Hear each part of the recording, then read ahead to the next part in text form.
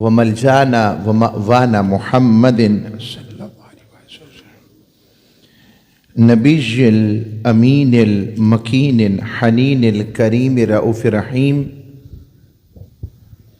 اما بعد فاعوذ باللہ من الشیطان الرجیم بسم اللہ الرحمن الرحیم قال اللہ تبارک وتعالی فی القرآن المجید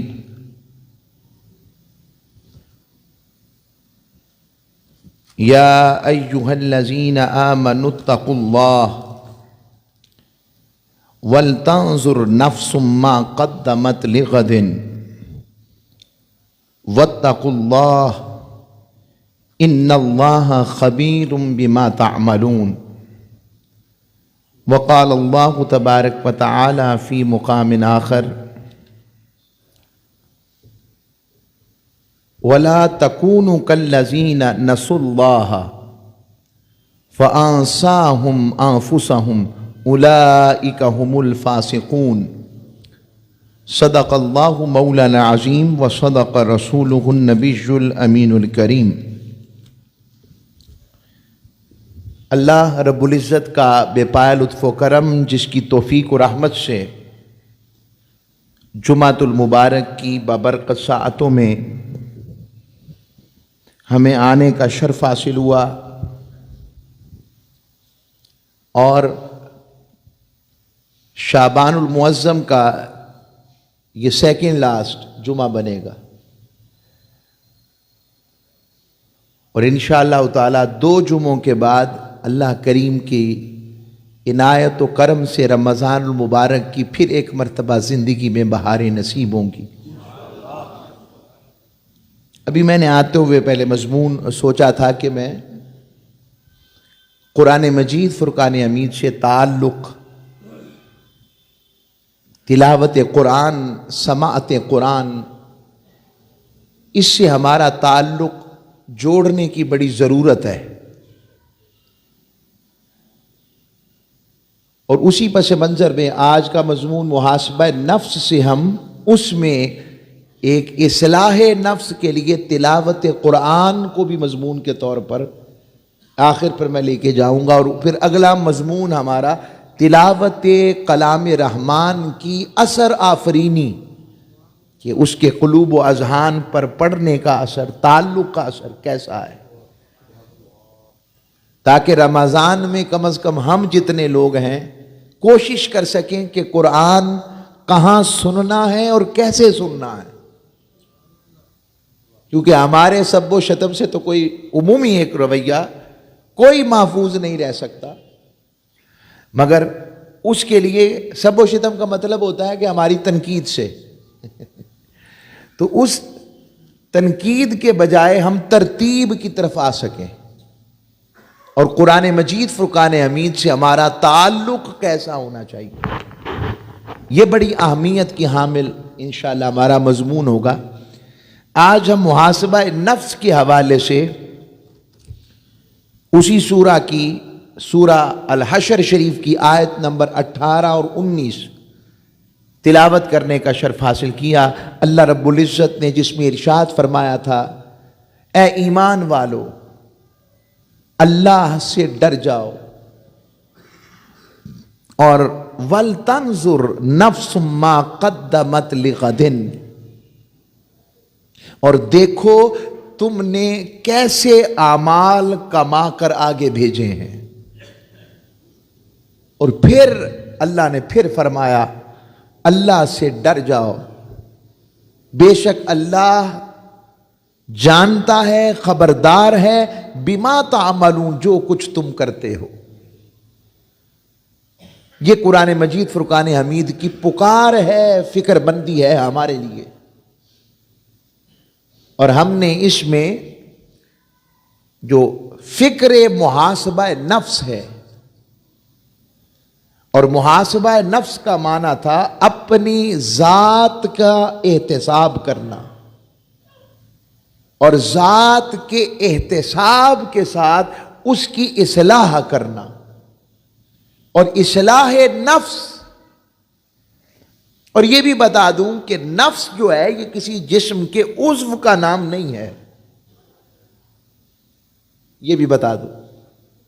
نفس ایک ایسی چیز ہے جس کا تعلق، یہ جو ہم محسوس کرتے ہیں نا چیزوں کی اچھائی برائی، اور اس کا احساس آپ کے اندر ہوتا ہے۔ جیسے جس کو نیکی کی عادت ہوگی تو نیکی کرنے کے بعد اس کی طبیعت میں جو احساس پر کیف و پر نور نصیب ہوتا ہے، اس کا دل راغب ہو جاتا ہے، اس کا دماغ راغب ہو جاتا ہے، یہ چیز نفس ہے۔ اور نفس کا ایک معنی روح بھی ہے، کہ نفس ہی روح ہے، ایک معنی یہ بھی ہے۔ ویسے نفس جان کو کہتے ہیں۔ وہ روح یا بیمار ہے یا تندرست ہے۔ اگر اللہ کا ذکر سنتے ہوئے اس کو کیفیت نصیب ہو رہی ہے، اس کو نور نصیب ہو رہا ہے، اس کو، اب وہ ذکر کی کیفیت کیا ہے؟ خالی اللہ کے ذکر سے کئیوں کو نور نصیب ہوتا ہے، کیفیت نصیب ہوتی ہے۔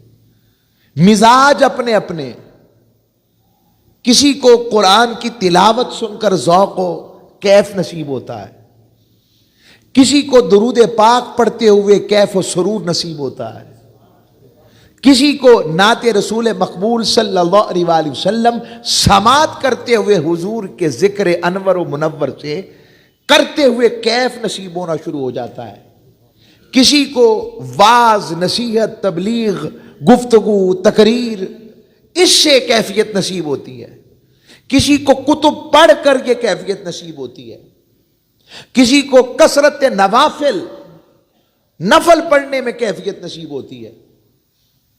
اسی طرح آگے آ جائیں تو کسی کو دعا کرنے میں کیفیت نصیب ہوتی ہے۔ یہ ساری چیزیں ہر ایک کے ذوق کے مطابق ہوتی ہیں۔ ہر ایک، اب جو نفل پڑھتا ہے کثرت سے، وہ دوسرے کو اس نظر سے دیکھتا رہے اے نہیں پڑھتا، ایسا نہیں ہے۔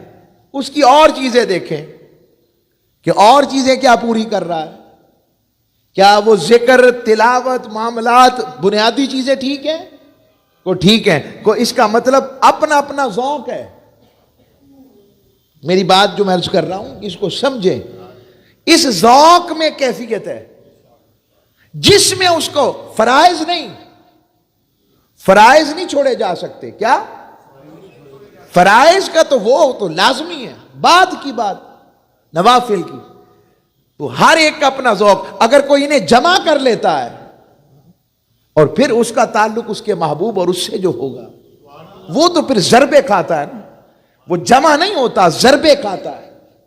تو میرے ذہن میں یہ بات آئی، رب نے ہر ایک کا ذوق رکھا ہے قرآن میں۔ اب یہ ہم پر ہے کہ ہم اس ذوق کے ذریعے اپنی روح کو تازہ رکھتے ہیں یا نہیں۔ میری بات آگی سمجھ، میں اس کی ایک اور مثال سمجھا۔ ہمارے کئی لوگوں کے سلسلہ تصوف والے بھی ہوتے ہیں۔ اب جو سلسلہ نقشبند والے ہوں گے، اگر ہمارے ہاں یہ بھی ایک پرابلم ہے کہ ہم ذوق نہیں سمجھتے دوسروں کا۔ سلسلہ نقشبند والا مثال دے رہا ہوں، ان کا طریقہ کیا ہے؟ وہ جب سفر کرواتے ہیں یا کرتے ہیں سلوک کا، وہ کہتے ہیں سارے راستے کی چیزیں بند کر دو، جب تک منزل تک پہنچیں گے نہیں پردے نہیں اٹھانے۔ نقش بند کا مطلب جو میں سمجھا وہ یہ ہے کہ جب یار کا نقش آنکھوں میں بیٹھ جائے تو پھر آنکھیں بند ہو جائیں، بس وہ نقش بند ہے۔ وہ اپنے آپ کو، اور یہ حضرت صدیق اکبر سے یہ روحانی سلسلہ چلتا ہے، اور اس میں بھی امام جعفر الصادق علیہ السلام رضی اللہ تعالیٰ عنہ ان کا فیض۔ مگر اگر نقش بند سلسلے والا چشتی کو دیکھے، چشتی کا رنگ اور ہے۔ چشت والا چاہے گا کہ مجھے جلوے بھی دکھائے جائیں اور یار کی بات سنا کر سفر کروایا جائے تو ذوق ہے، تاکہ مجھے یہ نہ ہو کہ میں بند ہو گیا ہوں۔ اپنا اپنا ذوق ہے۔ کوئی اس میں قادری ہے، قادری سلسلے میں یہ ہے، وہ سہروردی بھی اس میں آ جائیں گے۔ قادری سلسلے میں یہ ہے، وہ کہتے ہیں جتنا ضبط آ جائے سنبھالو اور کبھی کبھی چھلک بھی جائے تو خیر ہے، کبھی کبھی، اکثر نہیں، کبھی کبھی چھلک بھی جائے تو خیر ہے۔ جبکہ چشتی صابری کہتے ہیں جب یار کے ذکر کی کیفیت آئے تو صرف ہم پر نہ آئے، دوسرا تکے تو وہ بھی اس کیفیت میں آ جائے۔ آپ اسے غلط نہیں کہہ سکتے، ہمارے ہاں یہ مقابلہ شروع ہو جاتا ہے کہ ہم ایسے کرتے، نہیں، اس معاملے میں نہیں۔ اور یہ سارے رنگ حضور کی بارگاہ سے ہیں۔ اس کی ایک اور تمثیل میں اس انداز میں دے رہا ہوں محاسبہ نفس کی روشنی میں۔ اچانک ایک بات اس طرف، وہ یہ ہے جیسے آپ نے مثال کہ گوشت کھانا ہے تو گوشت یا پلاؤ کھانا ہے تو پلاؤ کے اندر آپ جو مسالے ہیں وہ آپ جو ہیں کھڑے رکھ دیں، یا کوئی پلاؤ بناتا ہے تو وہ پوٹلی کے اندر مسالے بند کر کے وہ ڈال دیتا ہے کہ تاکہ منہ میں مسالے نہ آئے۔ کئیوں کو مسالہ ویسے نصیب ہوتا ہے، اس سے آگے آ جائیں تو کئی لوگ کھانا تو چاول اور پلاؤ ہے نا ذائقہ، کوئی مسالہ تیز چاہتا ہے اور کوئی ہلکا چاہتا ہے، کوئی رائتا ساتھ لینا چاہتا ہے اور کوئی نہیں لینا چاہتا۔ یہ اللہ نے آپشنز رکھی ہیں کہ نہیں ذوق کی؟ بتائیں مجھے۔ اگر ہم یہ ذوق کو ڈیولپڈ کر لیں تو ہمارے ہاں حسن ظن بڑھ جائے گا اور بدگمانی۔ یہ بھی ایک طریقہ ہے اپنے اصلاح نفس کا، یہ نہ سمجھا جائے۔ اب میں حضور کی بارگاہ سے آپ کو بات پیش کر دیتا ہوں۔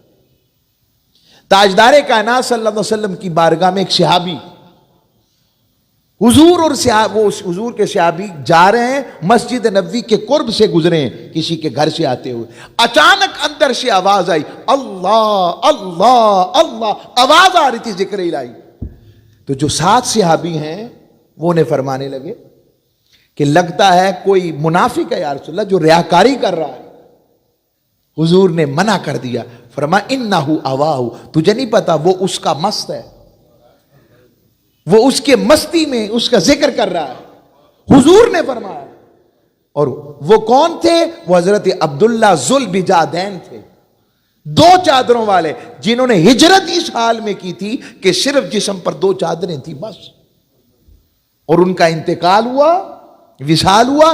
آقا صلی اللہ علیہ وسلم نے حضرت صدیق اکبر اور حضرت فاروق اعظم دونوں کو خود حکم فرمایا کہ آپ نے ان کی قبر کھودنی ہے۔ اور جب قبر کھد گئی تو پھر حضور نے کہا مجھے بتانا ہے، بتایا تو حضور اس قبر میں خود لیٹے۔ عبداللہ ابن مسعود رضی اللہ تعالیٰ عنہ یہ منظر دیکھ رہے تھے، نام ان کا بھی عبداللہ تھا۔ کہا جب یہ منظر دیکھا کہ حضور ان کی قبر میں لیٹے ہیں، کیوں لیٹے ہوں گے؟ کہ مٹی حضور کے جسم سے مس ہوگی اور وہ مٹی حیا کرے گی کہ محبوب کا غلام اب آ رہا، اور وہ مٹی پاک ہو گئی ہے، وہ اب وہ قبر میں کمی والی بات نہ رہی۔ جہاں رحمت آ جائے اور رحمت والے کا جسم جہاں لگ جائے وہاں عذاب کا کیا کام؟ اب وہاں برکتیں ہیں، بہاریں ہیں، نسبتیں ہیں۔ اب اس کیفیت میں جب وہ لیٹے اور حضور پھر اٹھ گئے اور کہا اب لٹاؤ، اور اپنے ہاتھوں سے دفنایا۔ عبداللہ ابن مسعود روتے جا رہے ہیں اور فرما رہے ہیں کاش عبداللہ ذوالبجادین کی جگہ میں ہوتا۔ یہ ان کی کیفیت، مگر ان کا عالم محبت کیا ہے؟ یہ ذوق محبت ہے۔ حضور کے ایک صحابی، پورا قرآن تھا، مگر وہ جب بھی سفر میں ہوتے، حضر میں ہوتے، کوئی امامت کے لیے کھڑا کرتا تو آپ کیا کرتے؟ آپ فرما سورہ آپ پڑھتے بسم اللہ الرحمن الرحیم، قل هو اللہ احد اللہ الصمد لم یلد ولم یولد ولم یکن لہ کفوا احد۔ وہ جب پڑھتے سورہ اخلاص پڑھتے۔ حضور نے پوچھا، صحابہ نے کہ یا رسول اللہ اینو ایک کوئی سورت آن دیجئے، یہ پڑھتا ہی سورہ اخلاص ہے اور پورا قرآن پڑھا ہے۔ حضور نے کہا ادھر آؤ، بلایا، کہا کیا بات ہے، ایسا کیوں کرتے ہیں؟ عرض کی حضور مجھے پیار بڑا ہے اس سورت سے، اس میں رب کی توحید کا اقرار ہے، میں اس لیے اس کو زیادہ کثرت سے پڑھتا ہوں۔ فرمایا ٹھیک ہے پڑھا کرو۔ ان کا وصال ہوا تو آقا صلی اللہ علیہ وسلم، اب حضور فرما سکتے تھے نا یہ کیا کر رہے ہو، پورا قرآن ہے؟ کہا نہیں، فرمایا جو کر رہا ہے تو خلوص والا نا، کرنے دو.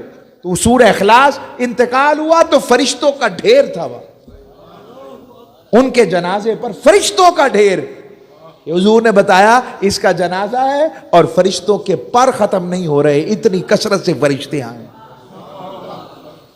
یہ میں اور اس سے اندازہ لگائیں اگر حضور کی صرف اترنے والی ایک صورت سے کے ساتھ کوئی پیار کرے تو اس کا یہ مقام بن جائے، خلوص کے ساتھ اپنے اوپر طاری کر لے، اور جو قرآن کے ساتھ مستقل اپنا تعلق رکھ لے.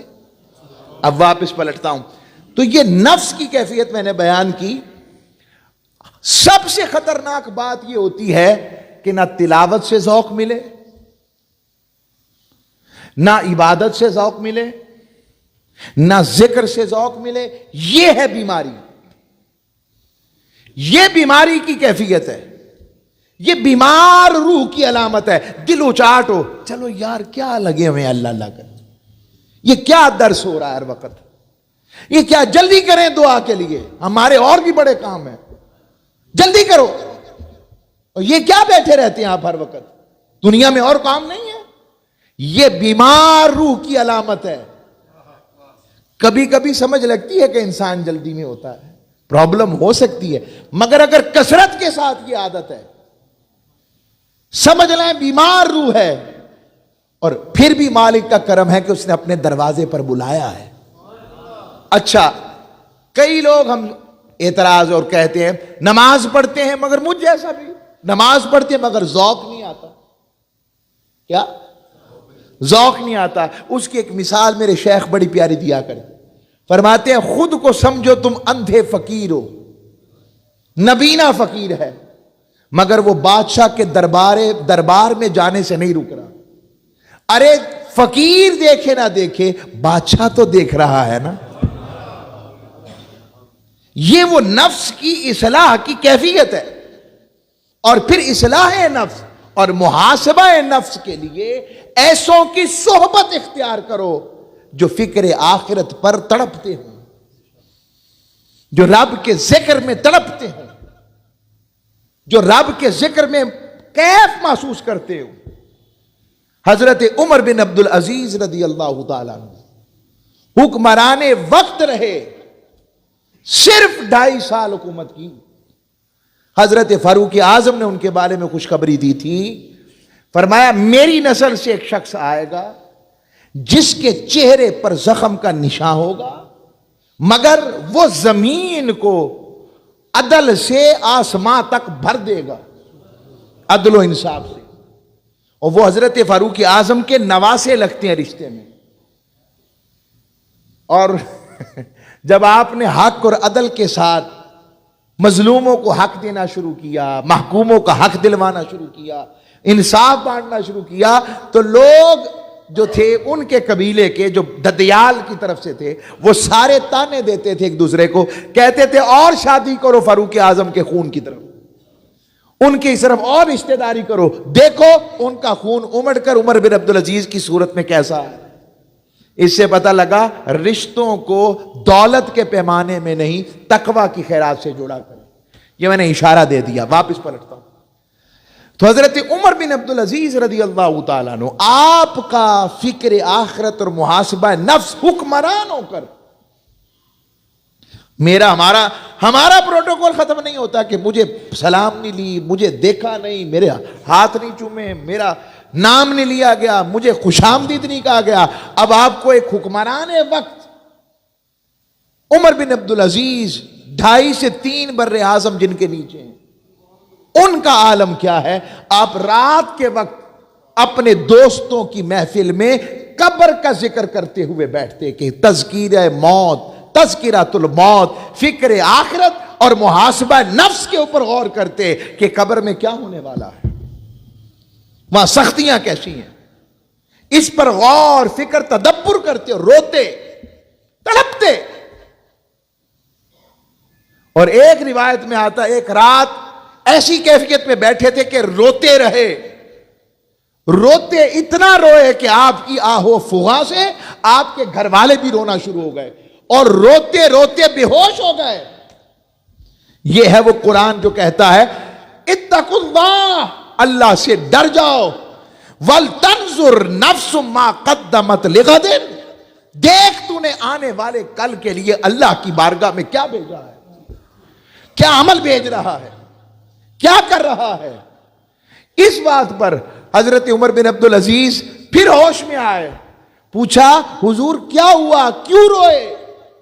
فرمایا مجھے ایسے لگا لمحہ بھر میں کہ جیسے میں میدان حشر میں کھڑا ہوں, اور میدان حشر میں بس مجھے یہ لگا ہے کہ سب کے فیصلے ہو گئے, کسی کا جنت کی طرف کسی کا دوزخ کی طرف. رو اس لیے رہا ہوں مجھے پتا نہیں لگ رہا میرا فیصلہ جنتیوں میں ہوا ہے یا میرا فیصلہ دوزخیوں میں ہوا ہے.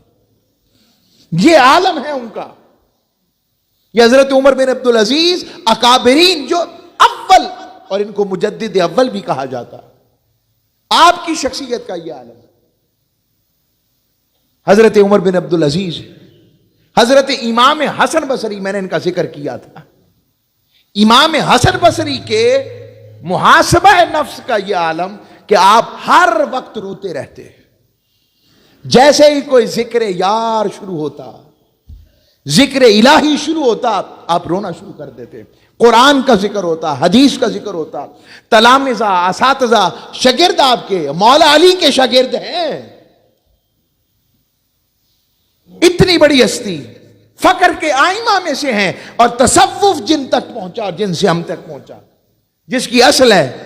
آج کئی لوگ ہمیں ملتے ہیں وہ کہتے ہیں امام حسن بصری کو ماننا ضروری تو نہیں ہے, ماننا تو اللہ رسول کو چاہیے. میں نے کہا بات تو آپ کی ٹھیک ہے, مگر اگر ان زمانے والوں کو حضرت داتا صاحب کو نکال دو نا, حضرت علی اجمیری کو نکال دو, حضور غوث پاک کو نکال دو, معین الدین چشتی اجمیری کو نکال دو, بایزید بسطامی کو نکال دو, ان سب کو نکال دو, تو ہم تک دین پہنچایا کس نے؟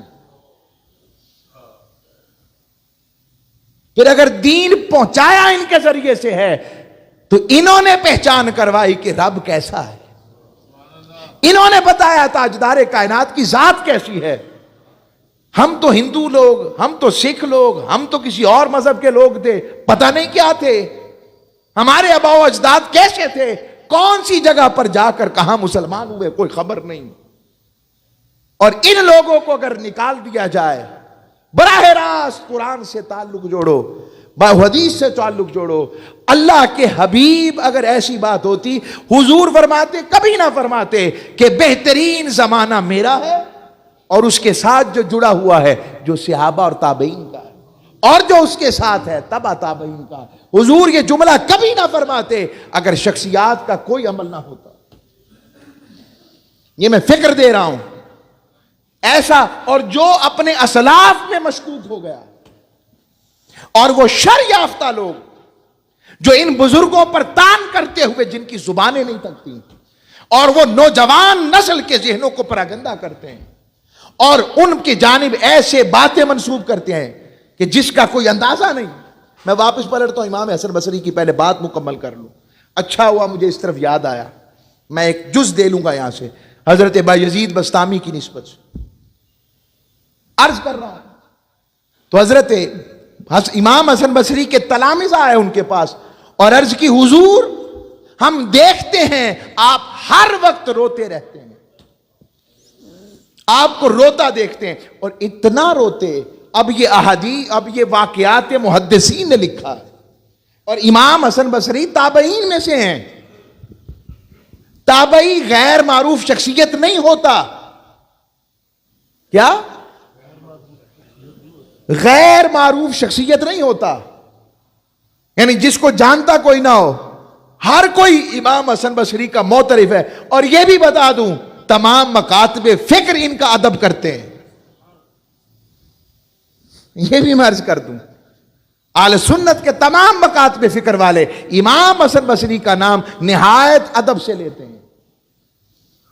آپ نے فرمایا بیٹا رونا ہی تو ہے, اور رونا ہی تو ہے جس رونے سے رب مان جاتا ہے. اگر رونا نہیں آتا تو مالک کو کیا منایا. یہ امام حسن بصری ہیں. اور امام حسن بصری ایک دن اتنا روئے, میں جب بھی یہ واقعہ پڑھتا ہوں تو عجیب منظر دیکھتا ہوں, ممکن کیسے ہے کتنے کی کریا و بکا ہوگی. آپ اتنا روئے کہ آپ کی آنکھوں سے آنسو بہ کر پر نالے سے نیچے گرے. میرے ایک دوست کہنے لگے چلے آپ یوں کہہ دیا کریں کہ وہ چھت پر تھے تو روتے ہوئے ان کی آنکھوں کے آنسو نیچے گر گئے. میں نے کہا چلو ایسے کر لو. مگر اتنی کثرت سے روئے کہ شخص پہ چینٹے گرے تو اس نے موڑ کر کہا گھر والوں بس یہ بتا دو یہ چینٹے پاک پانی کے ہیں یا ناپاک کے ہیں. آپ نے پلٹ کر جواب دیا اور فرمایا جانے والے مسافر سن، یہ گناہگار ترین بندے کے آنسو ہیں. ناپاک پانی کے چھینٹے ہوتے تو کپڑے دھل جاتے. میری گزارش سن، اس طرح کرنا، صرف کپڑے نہ دھونا بلکہ غسل ہی کر لینا. یعنی خود کو اتنا گرا رہے ہیں. ان بزرگوں کے بارے میں مشکوک ہو جانا تو پھر ہمیں دین کون بتائے گا؟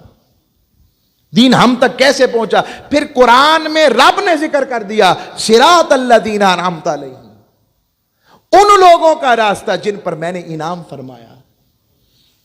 اب وہ انعام یافتگان ہیں کون؟ کئی لوگ کہتے ہیں یہ کیسے ثابت ہوا کہ یہ ولی ہے؟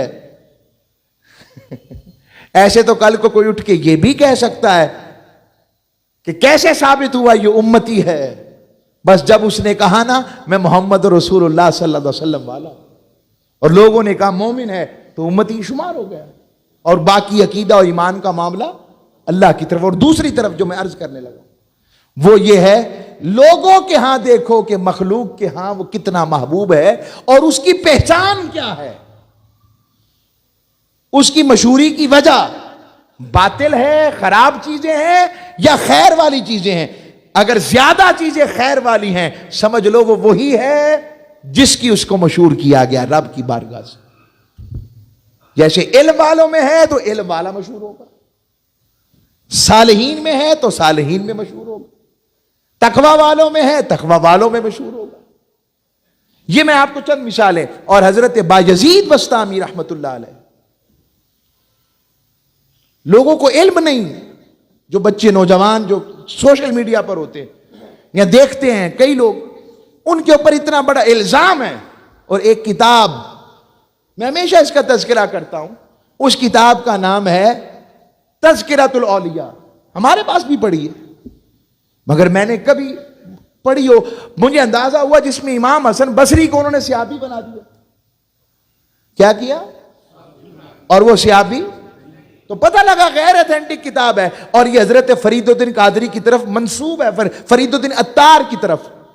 ان کی کتاب ہی نہیں، اس میں کچھ چیزیں ایسی لکھ دی گئیں جیسے یہ الزام ہے کہ حضرت بایزید بسطامی نے یہ جملہ کہا جن سے یہ جملہ منسوب ہونا ممکن ہی نہیں.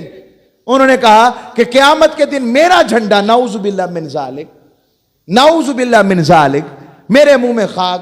اور میں آپ سے پوچھوں گا ایسا جملہ کبھی اللہ والے کہہ سکتے ہیں جن کو ملا ہی مصطفیٰ کی گدائی سے ہو؟ اور کبھی غلام اور بردے بھی اپنے آقا سے مقابلہ کرتے ہیں؟ ہے ممکن؟ ایسا ذہن کام کرتا ہے ہمارا؟ اور آج تک آپ نے سوچا ہے؟ انہوں نے کہا میرا جھنڈا نبی پاک کے جھنڈے سے بڑا ہوگا.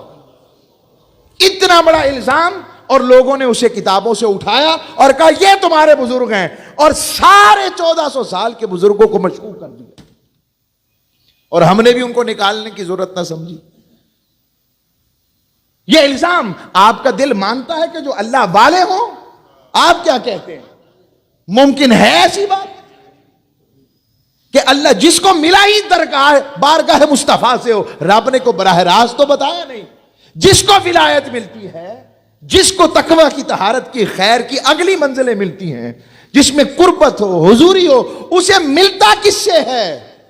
اگر وہ دامن مصطفیٰ چھوڑ کر، اطیع الرسول چھوڑ کر، محبت رسول چھوڑ کر، ادب رسول چھوڑ کر اپنے ساتھ رب کا تعلق سب سے بڑا جانے، اس سے بڑا بھی کوئی جاہل ہے؟ بات آگئی سمجھ؟ اور یہ جن پر الزام لگا، یہ حضرت بایزید بسطامی، کبھی کسی نے تحقیق ہی نہیں کی، کیونکہ اگلا پہلے سے ہی بدظن ہے کہ ان کو بدنام کرنا ہے. نوجوانوں کو کیا پتا ہو کہ کیا شخصیت ہے. آپ 412 ہجری میں آپ کا وصال ہے. کیا 412 ہجری میں. 481 ہجری میں آپ ہی کے ہم زمانہ کے قریب علامہ ہروی رحمت اللہ علیہ آپ بیان کرتے ہیں کہ یہ حضرت بایزید بسطامی پر الزام ہے. آپ ایسے ہیں ہی نہیں, آپ تو متقین کے امام ہیں. اور ایک اور وجہ بتاؤں, آپ پتہ کس کے غلام تھے؟ آپ امام جعفر الصادق کے غلام تھے. مجھے لگتا ہے آل پاک کی محبت کی وجہ سے یہ الزام بھی ان پر ہے, جو ان کے خلاف کردار کشی کی وجہ, جو میرا دل چاہتا ہے. پھر آگے آ جائیں, امام غزالی 500 کے اندر, امام غزالی نے ان کا دفاع کیا, فرمایا ایسے نہیں ہے. 400 سے 500 آگے آ جائیں, امام ذہبی نے فرمایا یہ تو متقین کے اپنے زمانے کے پیشواؤں کے امام ہیں. ایک آواز آئی کہ بایزید ابو یزید ہیں, یعنی یزید ان کا نام تھا. لو آپ کہتے ہیں یہ ولی ہے, ولی بھی کبھی اپنا نام یزید رکھتے ہیں؟ سوال آیا ذہن میں. میں آپ کو بتانا چاہتا ہوں کتنے گھناؤنے حملے کیے جاتے ہیں اولیاء اللہ پر, اور ہمیں پتہ ہی نہیں. اب عرض سنیں, آپ کا اصل نام تیفور بن عیسیٰ ہے. کیا؟ تا یا فا واو را, تیفور بن عیسیٰ آپ کا نام ہے. اور تیسری بات اگلی دے دوں, آپ کا لقب ابو یزید کیوں تھا؟ آپ کے کسی بیٹے کا نام یزید نہیں ہے. کیا؟ سارے میرے بولنے میرے ساتھ, کسی بیٹے کا نام کیوں؟ کیونکہ آپ کی تو شادی نہیں ہوئی, یا لوگوں نے شادیاں کروا دی ان کی. حسن بھائی, شادی نہیں ہوئی ان کی, تو پھر ابو یزید کیوں ہوئے؟ یہ میں آپ کو بتاتا ہوں. یہ جو ہم حضرت ابو ہریرہ کہتے ہیں, اس کا ایک معنی بلیوں کا باپ کرتے ہیں, مگر اصول کہتے ہیں بلیوں کا باپ ٹھیک نہیں ہے. ہم بھی کہتے ہیں, مگر کہتے ہیں یوں کہنا چاہیے, اس کا ایک معنی ہے بلیوں والے. ابو تراب کا مطلب مٹی والے. ابو کا لفظ والے کے لیے بھی استعمال ہوتا ہے عربی میں. اسی طرح آپ چونکہ کثرت سے نوافل اور کثرت سے مجاہدات کرنے والے تھے, اس لیے کہا ابو یزید, یعنی زیادہ کرنے والے اللہ کی عبادت. اور جس شخص کا یہ عقیدہ آ گیا ہے وہ توبہ کرے ان کی بارگاہ. اب ان کی بات سنیں, دو باتیں کر کر بات ختم کر رہا ہوں. حضرت بایزید بسطامی کا عالم اپنے مولا سے عشق میں کیا ہے. خواب میں کسی کو خواب میں دیکھا کہ ایک آواز ہے. اب کئی لوگ کہتے ہیں کہ آواز کہاں سے آتی ہے؟ ارے تیرے کان بند ہیں تو ہم کیا کریں؟ کبھی کسی عشق والے کان والے کے پاس بیٹھ اور تیرے کان صاف ہو تو دیکھ عرش تک کی آوازیں آتی ہیں. نہیں یقین تو حضور کے صحابی حارث بن مالک انصاری سے پوچھ. حارث بن مالک انصاری حضور کی بارگاہ میں فرماتے یا رسول اللہ, اب تو آپ کی صحبت کی نظر کا عالم یہ ہے, انی عرشی رب بارزن, بے شک میں رب کے عرش کو کھلی آنکھوں سے دیکھتا ہوں. یا رسول اللہ, میں جنتیوں کو جنت میں ملتے ہوئے دیکھتا ہوں. یا رسول اللہ, میں دوزخیوں کو دوزخ میں سزا ملتے ہوئے انہیں اور ان کی چیخو پکار کو سنتا ہوں. لوگوں, یہ حضور کے صحابی کا حال ہے جو اپنا حال مصطفیٰ کے سامنے رکھ رہے ہیں. اور آقا کے سامنے کوئی جھوٹ اللہ ہی اتار سکتا تھا نا. قرآن موسون ہے, جھوٹ ہے, مگر حضور نے روکا, بلکہ فرمایا فعرفت, اور تو عارف ہو گیا, تو عارف ہو گیا, تو عارف ہو گیا. ارے حضور کے دور اور اس سے حضور کیا دیکھ سکتے ہیں, کیا سن سکتے ہیں؟ حضور کے صحابی کا یہ عالم ہے کہ وہ رب کا عرش دیکھتے ہیں. حضور کہاں تک دیکھتے ہوں گے؟ تاجدار کان حضرت بایزید کی بات ختم کرتا ہوں. آپ نے فرمایا کہ مولا آپ کا قول سنیں. فرمایا اللہ کریم حشر کے میدان میں تو نے ہمیں جنت کا فیصلہ دے دیا اور وہاں اگر تیرا دیدار نہ ہوا. جملہ دیکھے درد بھرا. کئی عاشق ایسے ہوں گے کہ وہ جنت میں اگر تیرا دیدار نہ ملا تو دوزخ کے عذاب والے دوزخیوں نے عذاب سے کیا چیخ و پکار کرنی ہے جو تیرا دیدار نہ ملنے پر کچھ عاشقوں نے جنت میں شور بپا کر دینا. یہ عالم ہے. اللہ ہم سب کو ان کی نسبت اور سنگت والا رکھے. وما علیہ الا البلاغ.